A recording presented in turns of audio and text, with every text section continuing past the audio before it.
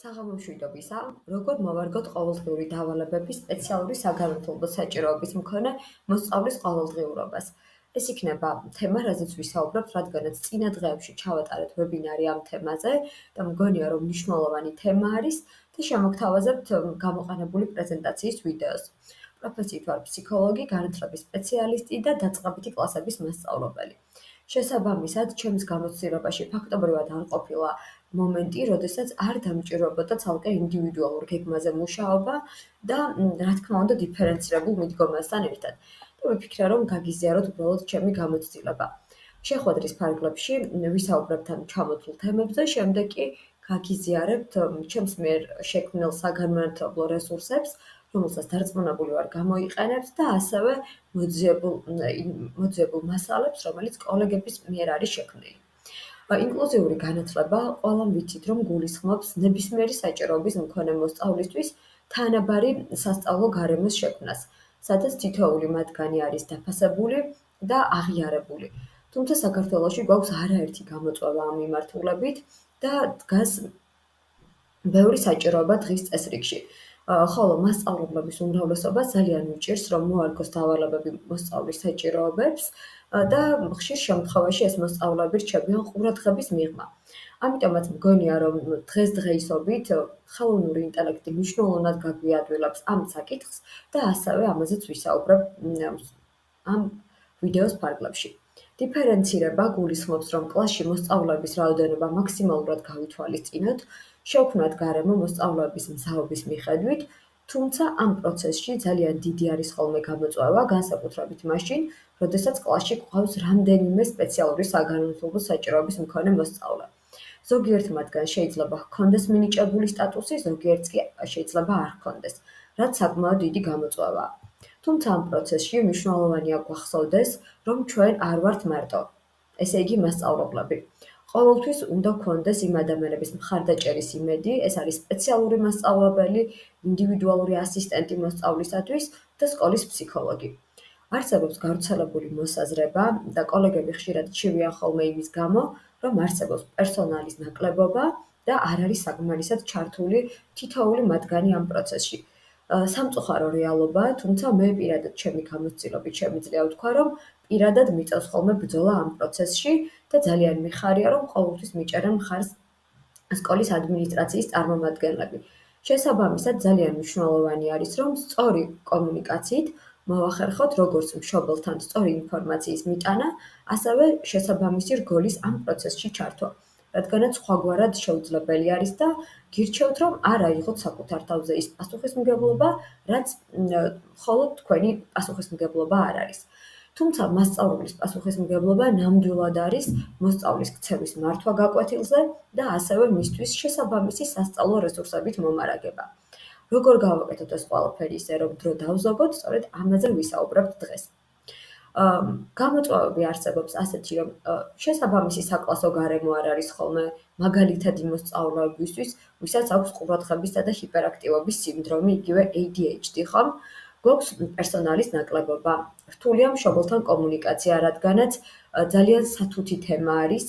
არსებობს შემთხვევები, როდესაც მშობლებს თვითონაც უჭირთ იმ ფაქტის აღიარება, რომ მის შვილს აქვს რაიმე გამოწვევა, რაც დიდწილად სტერეოტიპებით არის გამოწვეული და სწორედ ამიტომ ჩვენ თუ კი გვაქვს იმისი განცდა, რომ გაცილებით მეტი ინფორმაციასთან გვაქვს ხოლმისაწვდომობა, მნიშვნელოვანია მინიმუმ ვეცადოთ და მთელი ძალისხმევა ჩავდოთ იმაში, რომ დავეხმაროთ მშობელს სტერეოტიპების დანგრევაში და მინიმუმ დავეხმაროთ იმის გააზრებაში, რომ სტატუსი არ ნიშნავს რაიმე იარლეს. პირიქით, ეს არის ძალიან კარგი შესაძლებლობა იმისთვის, რომ მოსწავლემ მიიღოს ის მხარდაჭერა, რაც მას ეკუთვნის სახელმწიფოს მხრიდან.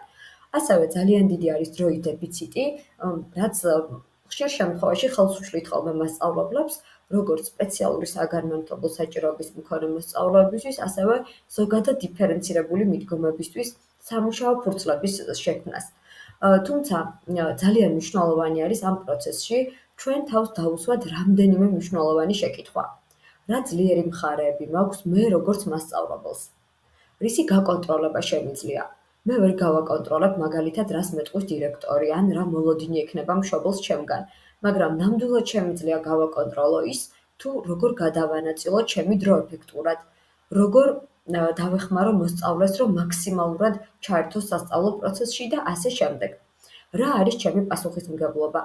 ხშირ შემთხვევაში ენთუზიაზმი გვიბიძგებს ხოლმე იმისკენ, როდესაც დამწყებები ვართ განსაკუთრებით და ეს ჩემ თავზეც გამომიცდია, რომ ამიღია იმაზე მეტი პასუხისმგებლობა, ვიდრე ეს ჩემი გასაკეთებელი იყო.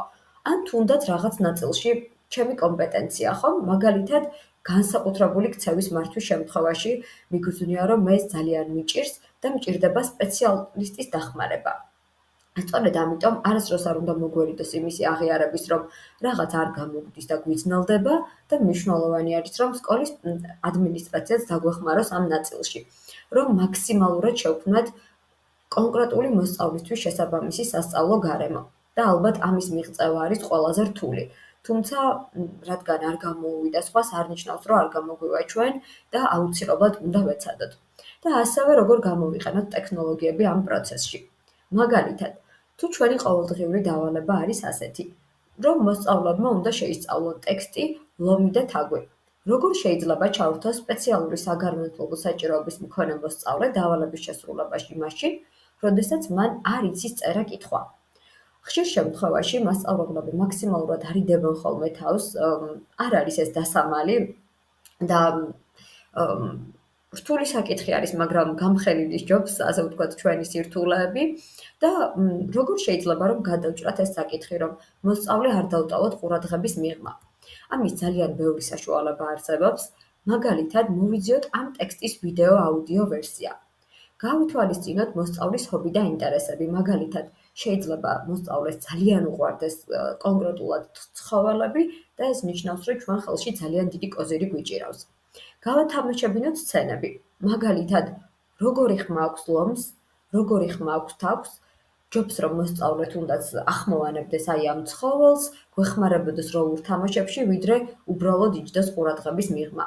ან გავაფერადებინოთ, გამოვაძერწინოთ, დავახატინოთ, გააჩნია მოსწავლის ძლიერ მხარეებს, თუნდაც სხვა ცხოველები, რაც მას მოესურვება და გამოვიყენოთ ხელოვნური ინტელექტი ტექსტის ადაპტირებისთვის. თუ როგორ შეგვიძლია ეს, ამასაც აუცილებლად გაჩვენებთ. რაც შეეხება მათემატიკის დავალებებს, აქ მთავარი მიზანი არის რა? ის რომ მოსწავლეს განუვითაროთ მაქსიმალურად მათემატიკური უნარები, თუ ის რომ ხალისით იყოს ჩართული სასწავლო პროცესში. ალბათ დამეთანხმებით, რომ მეორე ვერსია უკეთესია.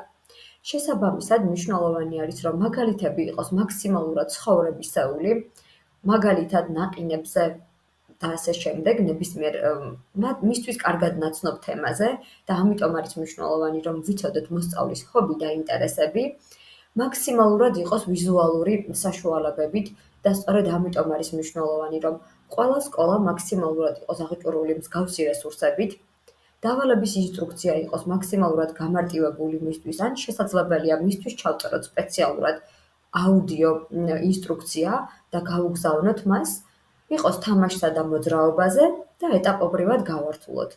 შესაძლებელია მოსწავლე დავასაქმოთ იმ ნაწილში, რომ დაგვეხმაროს ფურცლების დარიგებაში, დაგვეხმაროს საორგანიზაციო საკითხებში. ეს უკვე მასწავლებელზე არის დამოკიდებული, რომ მაქსიმალურად აგრძნობინოს მოსწავლეს, რომ ის არის ამ პროცესის სრულფასოვანი ნაწილი.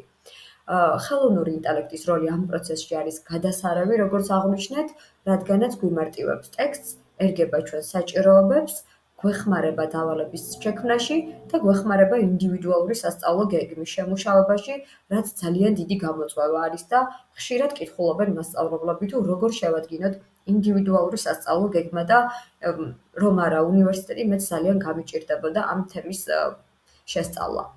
ახლა კი პატარა სავარჯიშო გამოვიყენოთ ხელოვნური ინტელექტი ტექსტის გასამარტივებლად. ამ შემთხვევაში მე Claude AI გამოვიყენე, რადგანაც ძალიან მეხმარება, რომ მაქსიმალურად აკადემიური იყოს ჩემს მიერ შექმნილი სამუშაო ფურცლები, რა თქმა უნდა, მისი დახმარებით და სწორედ ამას გაჩვენებთ ახლა. იმედი მაქვს გამოგადგებათ და თქვენც გამოიყენებთ, თუ რა თქმა უნდა, აქამდე არ გამოგიცდიათ. პირველ რიგში შევალთ Claude AI საიტზე. თუ კი დარეგისტრირებულები ვართ, ამოგვიგდებს მსგავს ფანჯარას, მოგვესალმება პირდაპირ, ხოლო თუ აქამდე არ გამოგვიყენებია, მარტივად Google-ის აკაუნტით. პლუს ღილაკზე ხელის დაჭერით მე უკვე სკრინი გამზადებული მქონდა, დასკრინული კონკრეტული ტექსტი და შესაბამისად მივაბი, ასე ვთქვათ, ეს ფოტო კონკრეტული ტექსტის და მივუთითე ძალიან დეტალური სურვილი თუ რა მჭირდებოდა. მივუთითე მოსწავლის შესაძლებლობები, კლასი, რა ძლიერი მხარეები აქვს, რა უყვარს და რა მოლოდინები მაქვს მისგან, რომ 5 სხვადასხვა სამუშაო ფურცლის მომზადება ვთხოვე. როგორც ხედავთ, სულ რამდენიმე წამი არის საჭირო იმისთვის, რომ კონკრეტული გეგმა გაგვიწეროს. ასევე გვთავაზობს, გვინდა თუ არა ეს ყველაფერი გადავაქციოთ სამუშაო ფურცლებად და რა თქმა უნდა, თუ ჩვენ თავთან ხვდებით, რომ გვინდა, სწორედ ასეც მოიქცევა. მნიშვნელოვანი არის, რომ დეტალურად ჩავუშალოთ, რა საჭიროებები გვაქვს ტექსტთან დაკავშირებით და სამუშაო ფურცლებთან. ამის შემდეგ უკვე ვუთხარით, რომ დიახ, გვესაჭიროება და როგორც ხედავთ, ძალიან ბევრ ვერსიას შემოგთავაზებს. ხოლო ამის შემდეგ ძალიან მარტივად შეგვიძლია ეს ყველაფერი გვერდით გამოჩნდება copy წარწერა, მას შემდეგ რაც დაასრულებ სამუშაო ფურცლების მომზადებას და ეს სამუშაო ფურცლები ძალიან მარტივად შეგვიძლია გადავიტანოთ Word-ის ფაილში და ამოვბეჭდოთ სასურველი ფორმატით. აქ უბრალოდ ჩამოიჭრა ნაწილი, მაგრამ copy ძალიან მარტივად ჩანს, მოკლედ თქვენთანაც.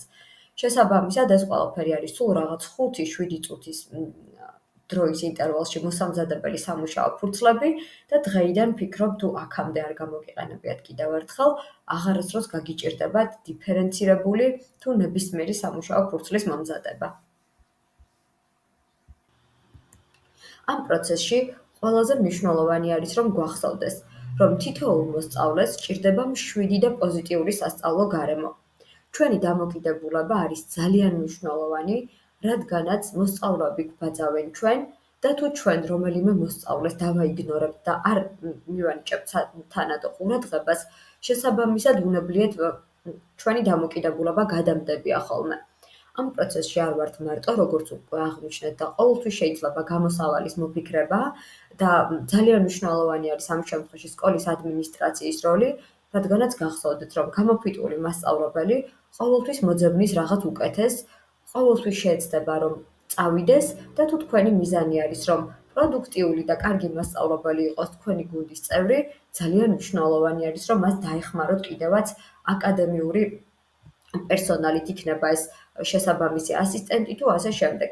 რადგანაც ბოლოს გვიკვირს ხოლმე, რატომ არის გადინება სკოლებში კადრების გადინება, ხომ? და ჩემთვის უკითხავთ გასაუბრებაზე თუ რატომ შემიცვლია სამსახური. და კიდევ ერთხელ, სანამ ვეტყვით თანამშრომელს, ამ შემთხვევაში მასწავლებელს არას და შევთავაზებთ, რომ მან თვითონ აიღოს პასუხისმგებლობა, ძალიან მნიშვნელოვანი არის, რომ სკოლამ თავისი რესურსის მაქსიმუმი გაითვალისწინოს და მასწავლებელსაც და დანარჩენ მოსწავლეებსაც შეუქმნას ეფექტური სასწავლო გარემო.